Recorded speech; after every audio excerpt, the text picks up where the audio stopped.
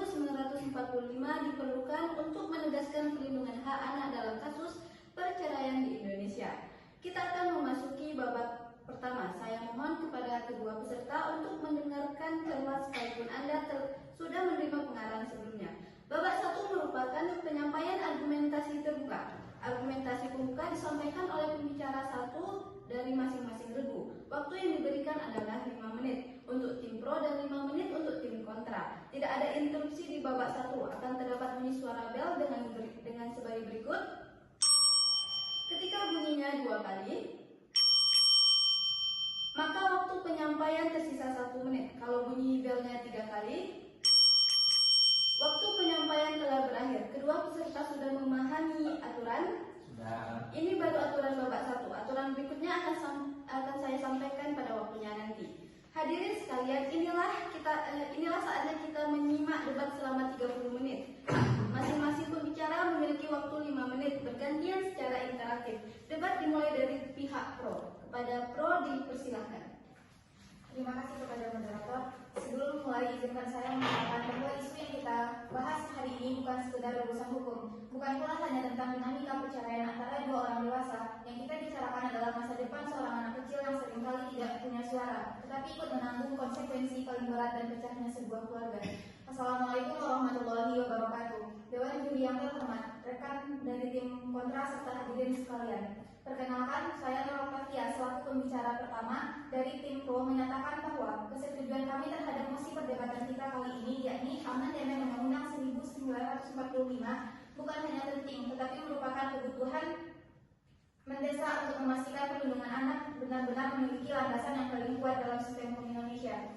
Saat ini memang sudah ada aturan mengenai perlindungan anak dalam undang-undang seperti Undang-Undang Nomor 35 Tahun 2014 tentang perubahan atas Undang-Undang Nomor 23 Tahun 2002 tentang perlindungan anak, yaitu pasal 4 ayat 2 yang menekankan kepentingan terbaik anak, maupun Undang-Undang Nomor 1 Tahun 1974 tentang perkawinan, yaitu pasal 41 huruf G yang mengatur hak asuh anak pasca perceraian. Namun pada posisi ini, undang-undang berada di level yang lebih rendah dan sangat mudah berubah mengikuti dinamika politik dan pergantian legislasi. Sebagaimana diatur dalam pasal 22 Undang-Undang 1945 tentang pembentukan undang-undang, ketika perlindungan hak anak hanya ditempatkan pada level undang-undang, maksudnya perlindungan tersebut tidak memiliki kepastian jangka panjang. Padahal anak membutuhkan jaminan yang tidak bergantung pada siapa yang sedang berkuasa atau aturan apa yang sedang digagas. Oleh karena itu, menempatkan perlindungan anak dalam perceraian ke dalam Undang-Undang 1945 akan memberikan dasar konstitusional yang lebih jauh kuat. Sebagaimana prinsip hak konstitusional anak dalam pasal 28C ayat 1 Undang-Undang Dasar 1945 yang menjamin hak atas kelangsungan hidup dan perlindungan hukum. Negara akan memiliki kewajiban absolut, kewajiban yang tidak bisa diabaikan untuk hadir melindungi anak dalam setiap proses hukum keluarga. Selain soal kekuatan dasar hukum, kita juga menghadapi masalah nyata di lapangan yang sudah terjadi bertahun-tahun. Ketimpangan praktik antara pengadilan agama dan pengadilan negeri. Banyak penelitian dan laporan advokasi menunjukkan bahwa putusan mengenai hak asuh anak, nafkah anak, bahkan mekanisme pengawasan pasca perceraian sangat berbeda antara satu lembaga peradilan dan lainnya. Sebagaimana diatur dalam Perma Nomor 3 Tahun 2017. Tentang pedoman hakim dalam perkara perceraian bagi pengadilan agama yang berbeda dengan praktik pengadilan negeri berdasarkan KHI pasal 105. Bahkan, dalam lembaga yang sama pun, antara satu daerah dengan daerah lain bisa terjadi perbedaan besar. Anak-anak akhirnya menjadi korban ketidakpastian hukum, tidak tahu standar mana yang melindungi mereka, dan tidak tahu apakah negara benar-benar hadir untuk membela kepentingan terbaik mereka.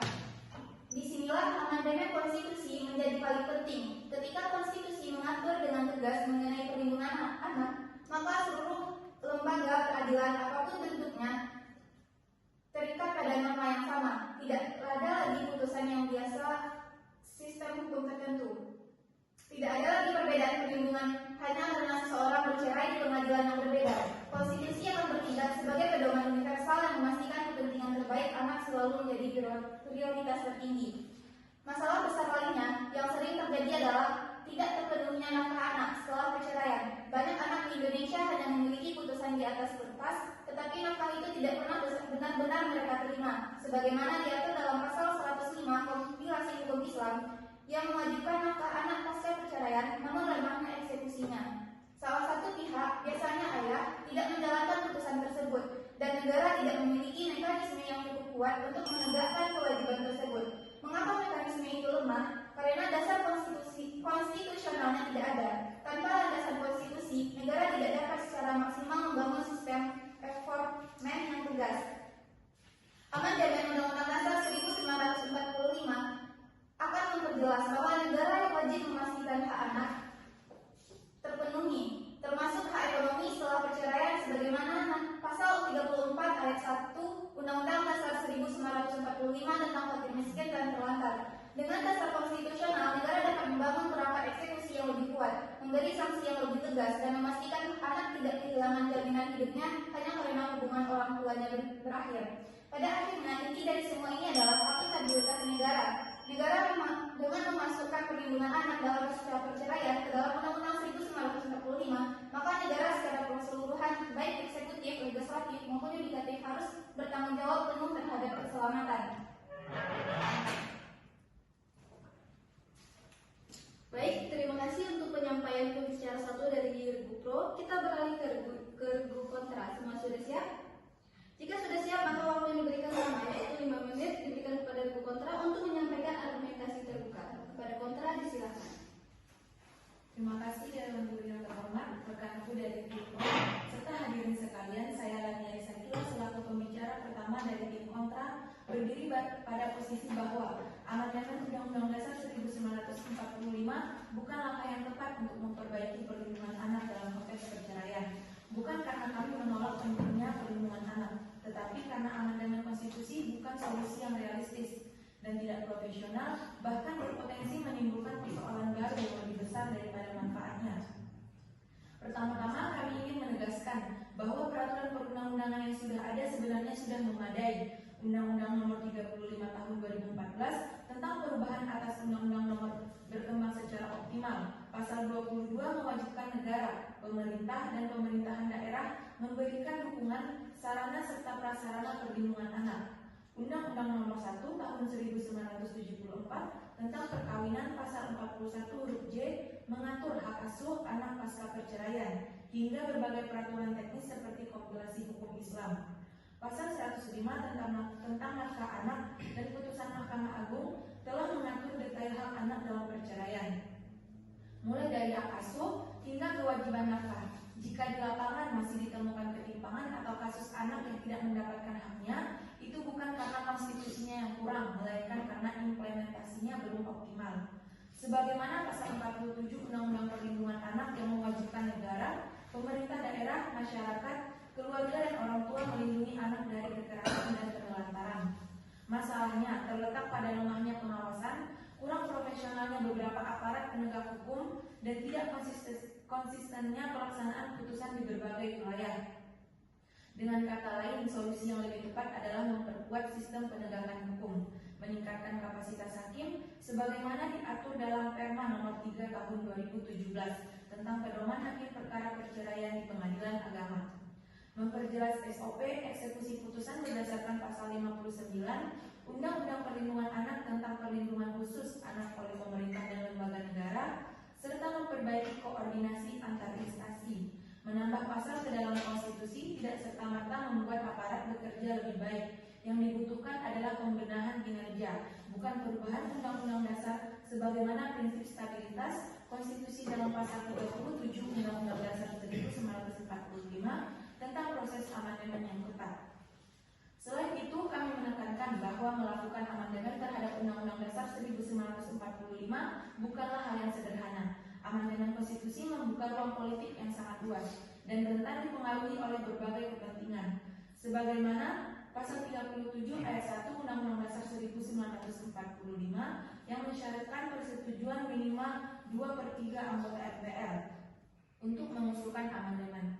Sejarah menunjukkan bahwa setiap pembahasan amandemen selalu disertai tarik-menarik ideologi, kepentingan partai, dan agenda kelompok tertentu. Memulai amandemen hanya untuk satu isu bahkan membuka peluang perubahan lain di luar topik yang sedang dibahas. Konstitusi seharusnya menjadi dokumen yang stabil, kuat, dan jarang diubah sebagaimana Undang-Undang Nomor 24 Tahun 2003 tentang Mahkamah Konstitusi yang menegaskan supremasi konstitusi tanpa perlu perubahan rincian teknis. Jika setiap masalah teknis dinaikkan ke tingkat konstitusi, maka kita akan merusak sifat dasar undang-undang itu sendiri. Kami juga menilai bahwa isu perlindungan anak dalam perceraian merupakan isu teknis hukum keluarga, bukan isu fundamental negara. Konstitusi adalah dokumen yang harus membuat prinsip dasar negara. Hal-hal yang sifatnya universal, jangka panjang dan sangat penting, seperti pasal 28B ayat 2 Undang-Undang Dasar 1945 tentang hak atas kelangsungan hidup yang sudah mencakup perlindungan anak secara umum. Jika di lapangan masih ditemukan ketimpangan atau kasus anak yang tidak mendapatkan haknya, itu bukan karena konstitusinya kurang, melainkan karena implementasinya belum optimal. Sebagaimana pasal 47 Undang-Undang Perlindungan Anak yang mewajibkan negara, pemerintah daerah, masyarakat, keluarga, dan orang tua melindungi dari kekerasan dan penelantaran.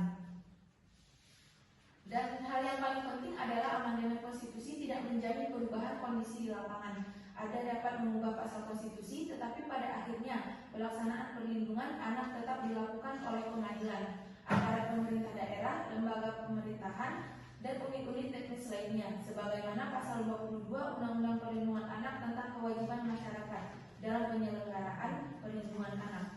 Tanpa anggaran yang memadai, sebagaimana pasal 57 Undang-Undang Perlindungan Anak tentang biaya pendidikan anak kurang. Dengan demikian, saya selaku moderator dengan resmi menutup babak 1. Rekan-rekan pro dan kontra, inilah babak kedua dengan aturan sebagai berikut. Mohon disimak baik-baik. Babak ini adalah babak penyampaian bantahan dan didasar oleh masing-masing. Babak 2 terdiri dari 4 sesi, 2 sesi untuk regu pro 1 dan 3, dan 2 sesi 2 dan 4 bagian dari regu kontra. Tiap sesi berjalan 5 menit, dan pada babak 2 terdapat kesempatan untuk menyampaikan instruksi oleh regu yang tidak sedang menyampaikan bantahan atau didasar. Sekarang aturan instruksinya adalah disampaikan paling banyak 3 kali dalam satu sesi. Instruksi dapat disampaikan setelah 1 menit penyampaian bantahan yang ditandai dengan ketukan buzzer selama 1 kali. Dan instruksi tidak dapat disampaikan setelah penyampaian bantahan menyisakan waktu 1 menit yang ditandai ketukan buzzer sebanyak 2 kali.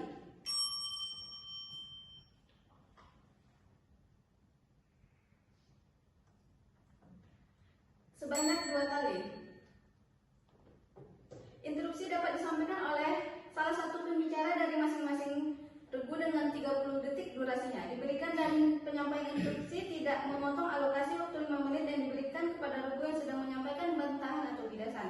Kita mulai dengan sesi pertama. Pro sudah siap? Akan ada bantahan dan bidasan, siapkan mental Anda. Ini adalah babak kedua sesi ke-1. Silahkan.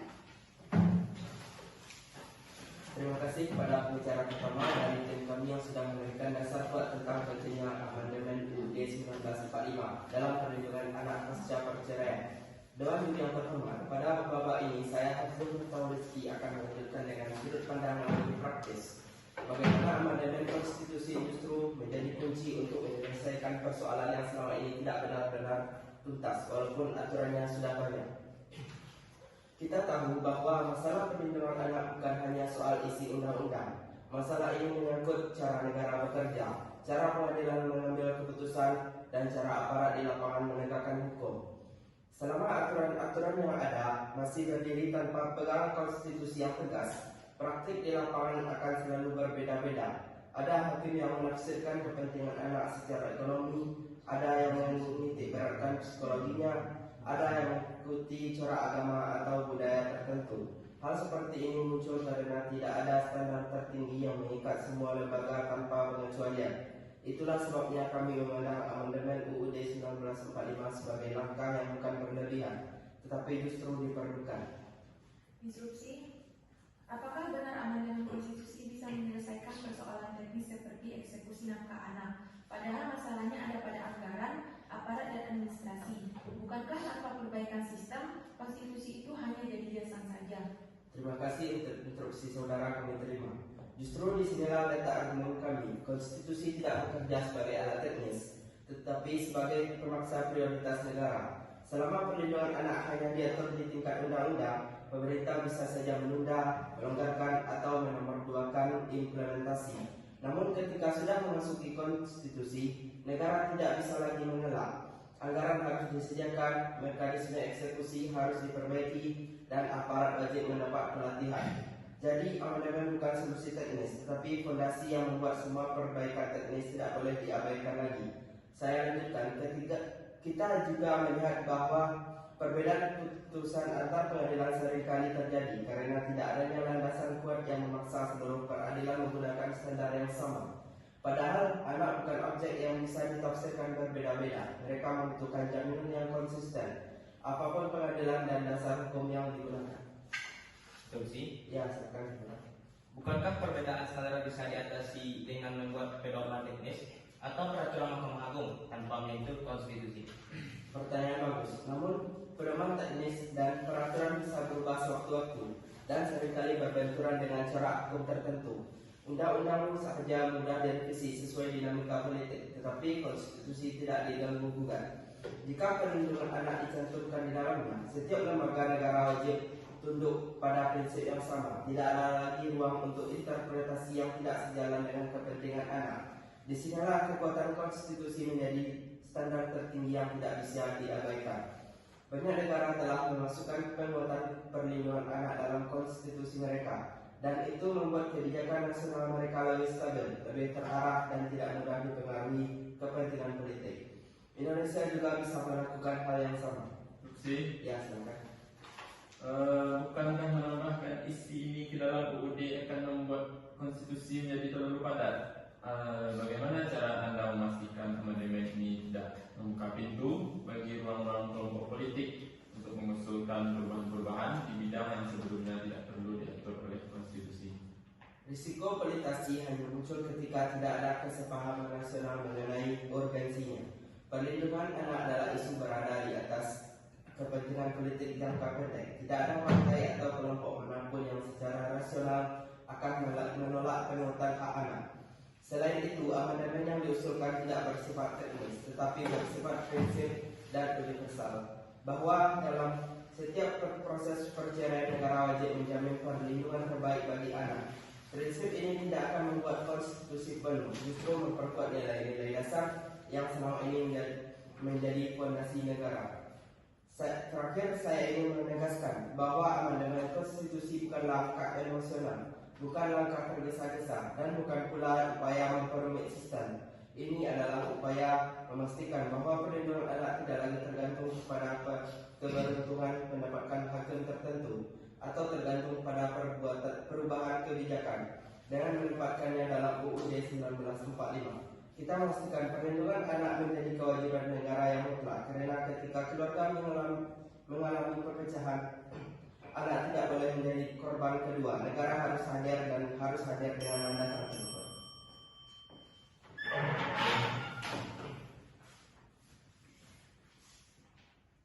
Pantangan dan bidasan serta instruksi semuanya diambil penuh oleh tim kontra dan memanfaatkan 3 kesempatan yang diberikan. Sejauh ini tidak ada aturan yang dilanggar.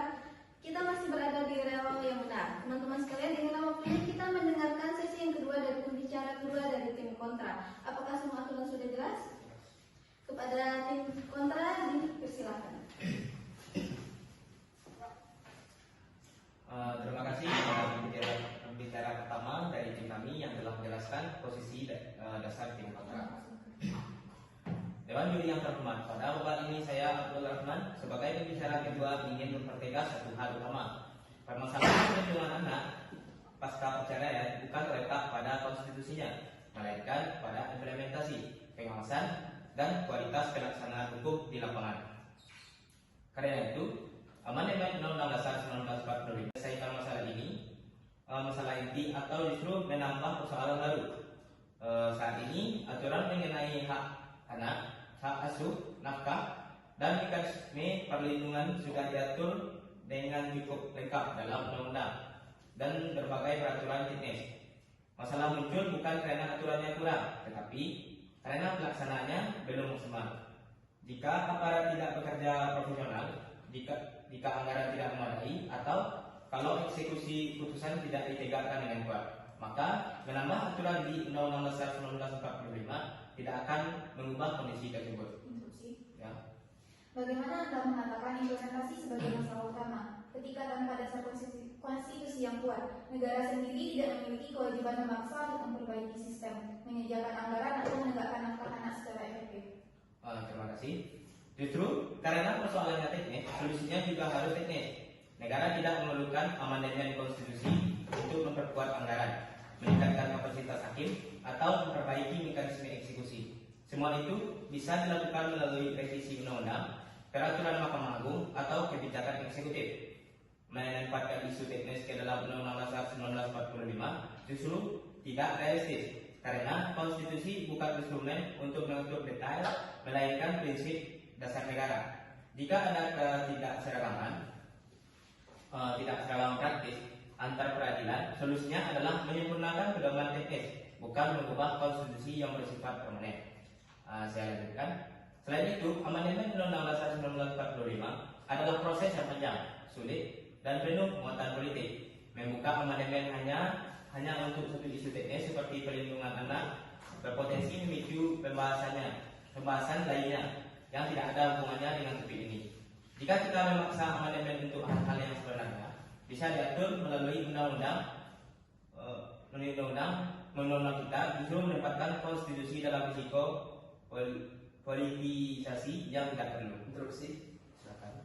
Bukankah dengan menggunakan undang-undang saja perlindungan anak akan tetap berbeda antar pengadilan dan antar daerah? Konstitusi diperlukan agar ada standar tunggal yang memaksa semua lembaga memprioritaskan kepentingan anak. Terima kasih, pertanyaan yang baik. Namun perlu dipahami bahwa standar tunggal tidak selalu pedoman teknis yang mengikat seluruh pengadilan, dan pedoman tersebut jauh lebih efektif diterapkan secara langsung dibanding amandemen konstitusi. Kita juga mengingat bahwa pasal 28B Undang-Undang Dasar 1945 sebenarnya sudah memuat perlindungan dasar bagi anak. Artinya, kerangka konstitusional sudah ada. Yang dibutuhkan sekarang bukan menambah pasal baru, tetapi memastikan lembaga peradilan benar-benar memahami dan menerapkan prinsip tersebut. Lagi-lagi, fokusnya adalah implementasi, bukan penambahan norma baru di level tertinggi negara. Saya melanjutkan. Kita juga tidak boleh lupa bahwa amandemen Undang-Undang Dasar 1945 memiliki potensi mempersulit fleksibilitas hukum keluarga di Indonesia. Perceraian dan hak anak diatur oleh berbagai sistem hukum agama, hukum perdata, dan adat. Menetapkan ketentuan konstitusional yang terlalu baku justru bisa menimbulkan benturan baru dan memerlukan ruang adaptasi sesuai kebutuhan sosial dan budaya masyarakat. Silakan. Jika implementasi dianggap sebagai masalah utama, mengapa sampai sekarang perbaikan itu tidak kunjung berhasil? Apakah itu tidak menunjukkan bahwa tanpa amandemen konstitusi negara memang tidak punya landasan yang cukup kuat untuk memperbaikinya? Terima kasih. Kegagalan implementasi bukan berarti kita harus mengubah konstitusi. Kegagalan ini menunjukkan bahwa kita perlu memperkuat koordinasi antar lembaga, memperbaiki sistem pengawasan, dan meningkatkan kualitas aparat. Ini semua bisa dilakukan melalui kebijakan internal kementerian, pembaruan regulasi, dan penegakan disiplin aparat. Mengubah konstitusi tidak otomatis membuat aparat bekerja lebih baik, dan tidak secara otomatis membuat anggaran meningkat. Yang menentukan adalah political will, bukan pasal konstitusi baru. Sebagai penutup, kami ingin menegaskan bahwa perlindungan anak memang penting, tetapi menempatkan isu ini ke dalam Undang-Undang Dasar 1945 bukan solusi yang tepat, dan bukan pula solusi yang realistis. Perbaikan implementasi, penguatan institusi, dan penyempurnaan regulasi di tingkat operasional jauh lebih efektif daripada membuka pintu amandemen konstitusi yang kompleks dan berpotensi politis. Dengan demikian, kami dari tim kontra tetap meyakini bahwa yang dibutuhkan Indonesia bukan perubahan konstitusi, tetapi peningkatan kualitas pelaksanaan hukum yang sudah ada, karena disitulah persoalan sesungguhnya berada. Baik, masih di babak yang kedua dan kali ini memasuki sesi ketiga yang akan disampaikan oleh Ergu Pro. Apakah ada aturan yang perlu saya ulang? Semua sudah jelas, taati aturan dan persiapan untuk menerima instruksi dari tim lawan debatmu. 5 menit waktunya. Dewan juri, inilah Pro.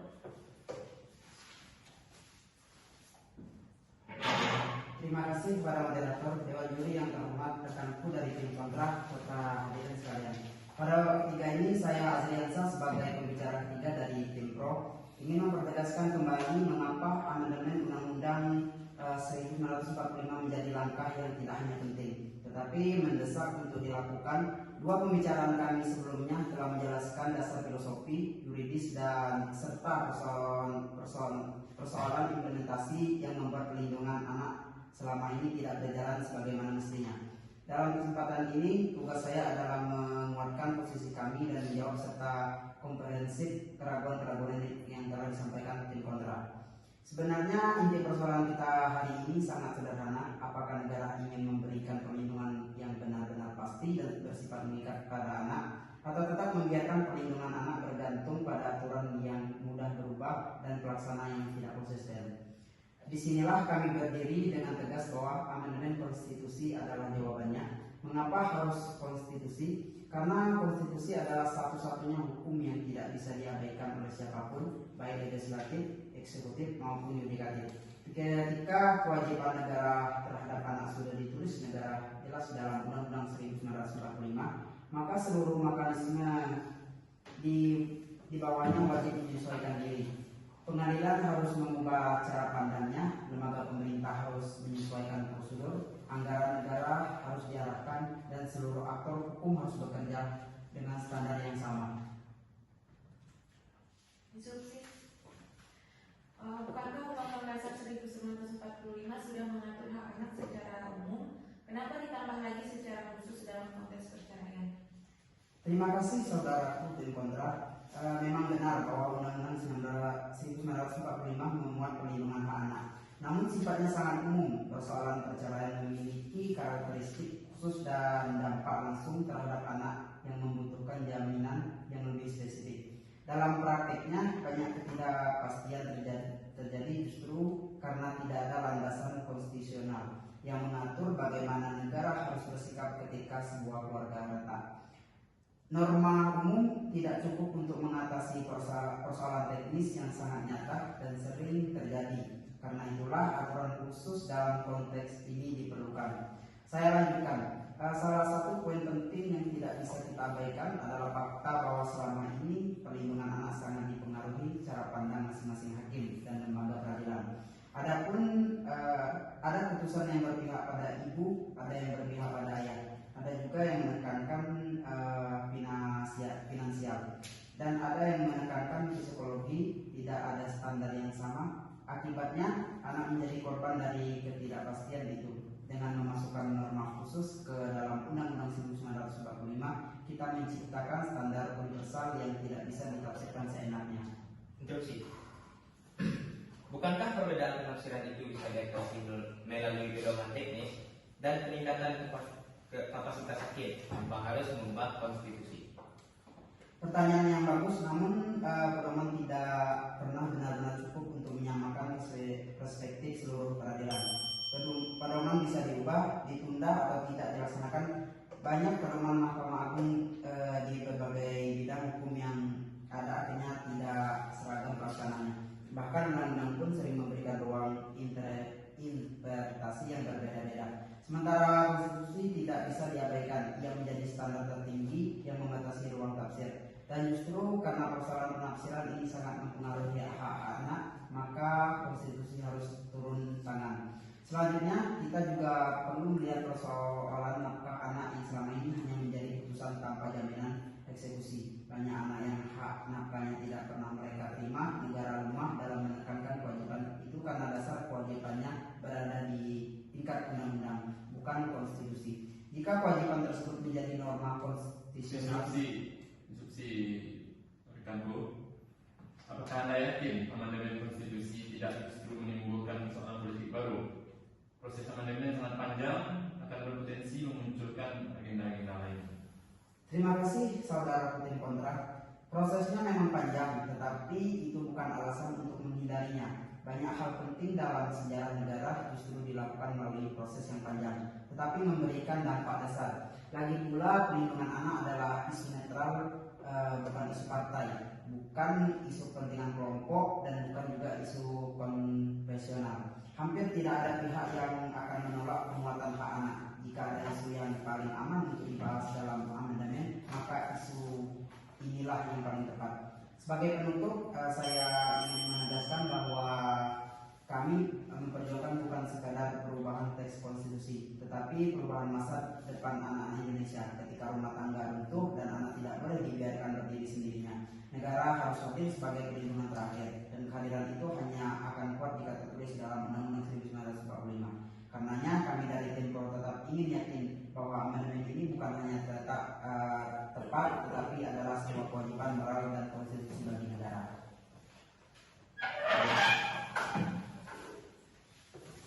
Selesai barusan dari tim Pro di babak yang kedua. Inilah saatnya babak yang kedua, sesi yang keempat, di mana Regu Kontra akan menyampaikan bantahan atas pidasan yang disampaikan oleh Regu Pro. Kita akan mendengar pembicara yang ketiga dari Regu Kontra. Waktu 5 menit dimulai dari Anda mulai berbicara. Baik, terima kasih moderator, Dewan Juri, rekan-rekan dari tim Pro.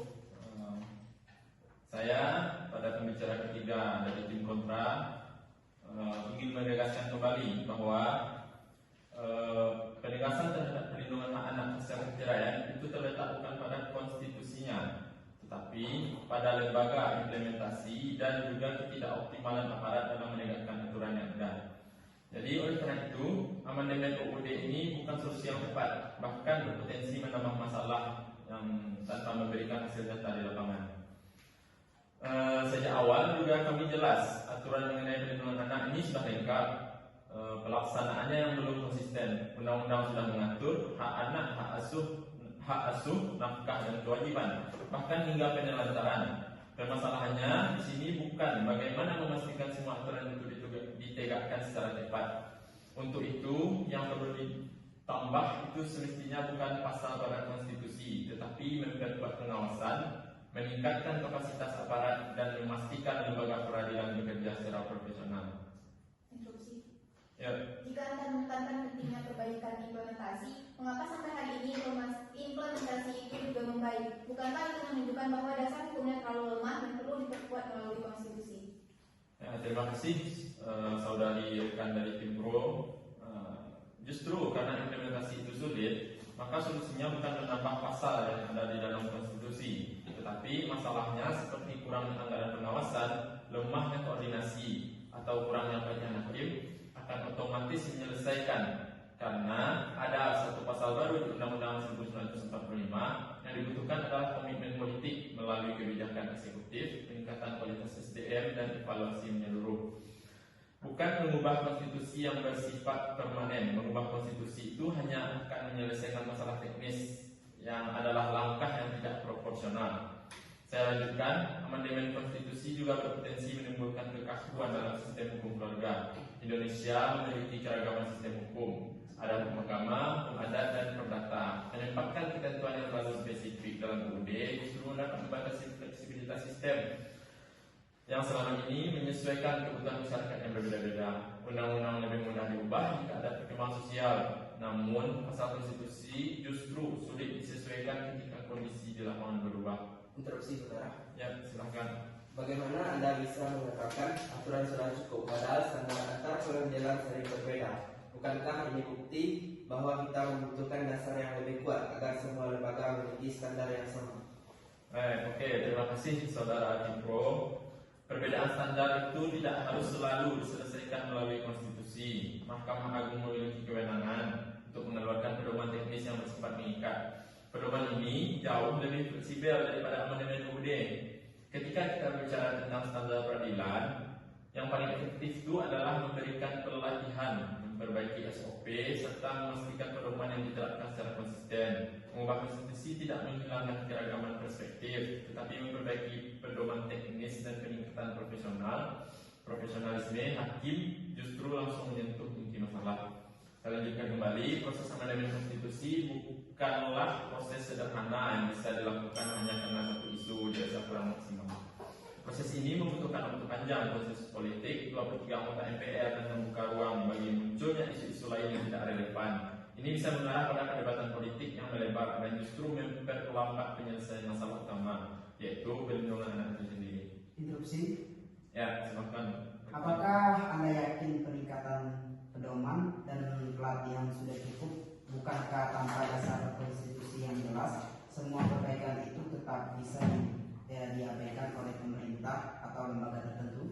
Oke, terima kasih atas pertanyaannya dari rekan tim Pro.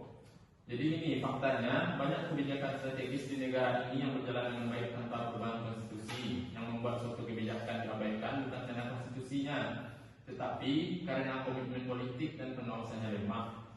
Jika kita fokus pada peningkatan implementasi, memperkuat sanksi bagi yang pihak yang tidak memenuhi nafkah anak atau memperbaiki sistem koordinasi atau lembaga, hasilnya jauh akan lebih cepat dirasa dibanding menunggu proses amandemen konstitusi yang panjang dan tidak pasti. Perubahan konstitusi hanya memberikan simbol sementara, yang kita butuhkan adalah tindakan nyata dengan hasil langsung. Sebagai penutup, saya ingin menyampaikan dan juga menegaskan kembali bahwa perlindungan anak memang penting, tetapi mengubah UUD 1945 bukanlah jawabannya. Konstitusi dibuat untuk mengatur hal yang secara teknis dan spesifik seperti ini. Yang kita perlukan adalah memastikan bahwa aturan yang sudah ada benar-benar ditegakkan aparat pekerja profesional dan segera menjalankan tanggung jawabnya dengan serius. Perbaikan implementasi yang akan memberikan hasil nyata bagi anak-anak Indonesia, bukan amandemen konstitusi yang panjang dan penuh risiko. Maka dengan demikian, kami dari tim kontra meyakini bahwa yang harus dilakukan Indonesia adalah memperkuat regulasi, meningkatkan kinerja profesionalitas, serta kualitas pelaksanaan hukum, dan memperbaiki sistem secara menyeluruh tanpa harus mengubah atau mengamandemen UUD 1945.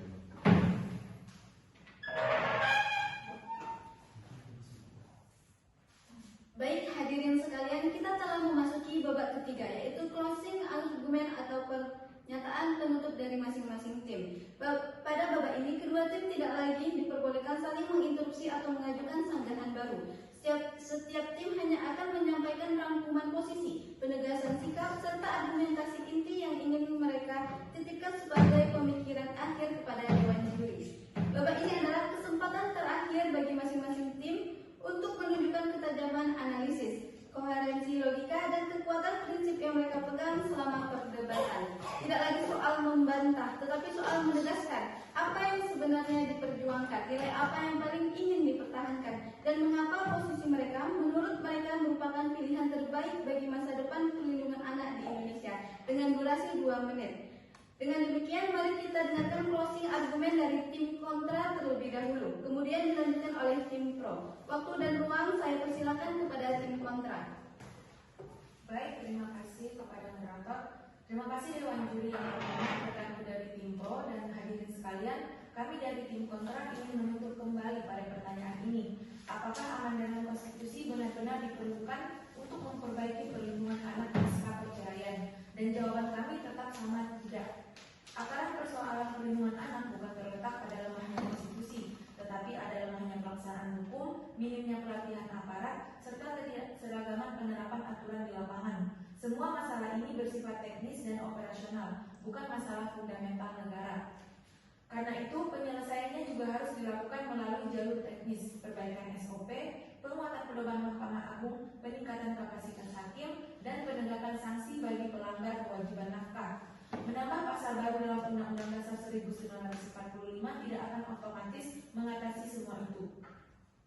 Amandemen konstitusi adalah proses panjang, kompleks, dan membuka ruang politik yang luas untuk isu yang sebenarnya dapat diselesaikan melalui pembenahan regulasi biasa.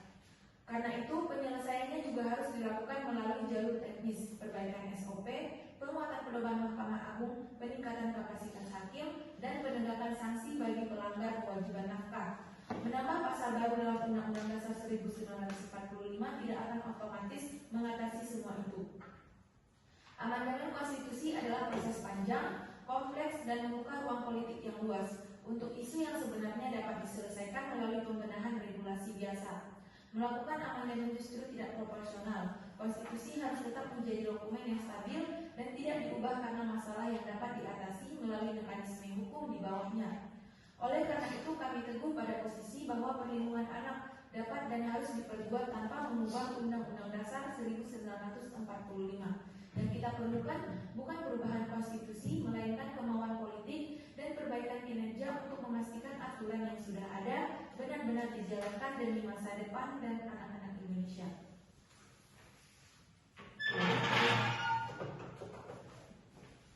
Terima kasih kepada tim kontra atas closing argumen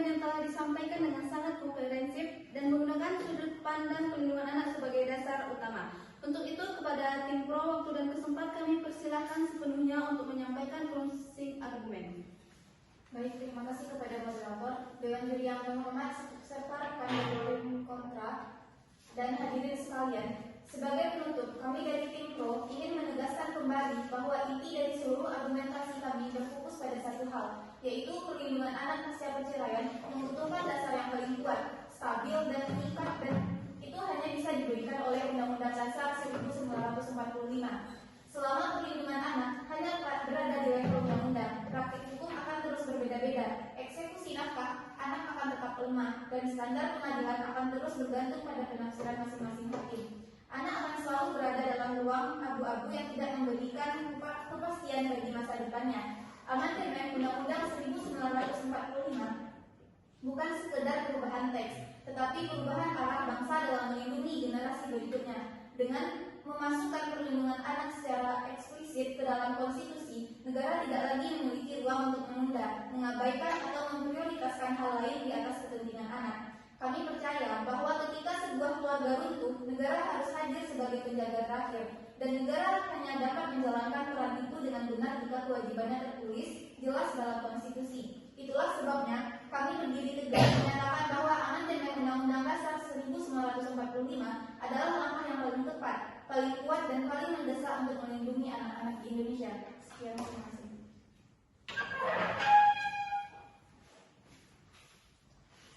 Terima kasih kepada kedua tim atas debat yang konstruktif dan kaya argumen. Dengan ini, sesi debat mengenai mosi amandemen Undang-Undang Dasar 1945 diperlukan untuk menegaskan pelindungan hak anak dalam kasus perceraian di Indonesia secara resmi ditutup. Semoga diskusi ini menjadi bahan refleksi dan pembentukan kebijakan dan perlindungan anak di Indonesia.